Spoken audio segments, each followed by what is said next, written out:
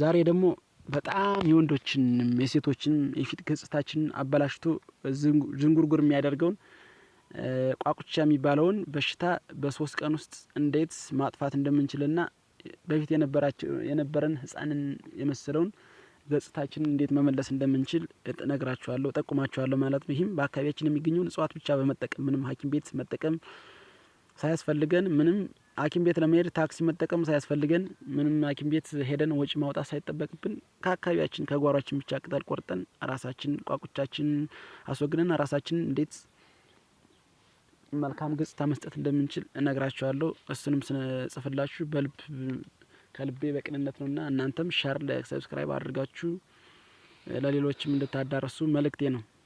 ወደ መፍትሄው ስንመጣላችሁ የምድር እንቧይ ቅጠል ወይም ስር አለ።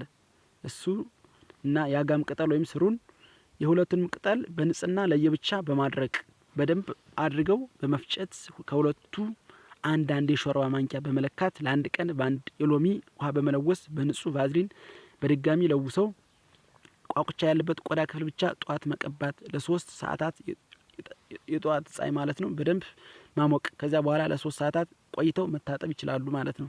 ይህን ድርጊት ለ3 ቀን ብቻ ይጠቀሙ፣ ያለ ምንም ቅድመ ሁኔታ ያድናል።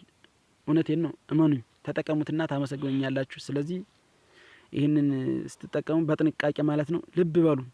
የምድር እንቧይ ቅጠል ካለ ቅጠል ካገኛችሁ ሁለቱንም ቅጠል፣ ስር ካገኛችሁ ሁለቱንም ስር ማለት ነው በማድረግ በመፍጨት እንግዲህ ከሁለቱም አንዳንድ የሾርባ ማንኪያ ሁለት ማለት ነው ለአንድ ቀን በአንድ የሎሚ ውሃ በመለወስ በንጹህ ቫዝሊን በድጋሚ ለውሰው ቋቁቻ ያለበት የቆዳ ክፍል ብቻ ጧት መቀባት ለ3 ሰዓታት የጧት ፀሐይ ታሞቁትና ከዚያ በኋላ ለ3 ሰዓታት ቆይተው በመታጠብ ቋቁቻ በሽታው ሙሉ በሙሉ አስወግደው ማለት ነው ዳቦ የመሰለውን ገጽታውን የሚያምረውን የፊቶን ገጽታ መመለስ ይችላሉ ማለት ነው።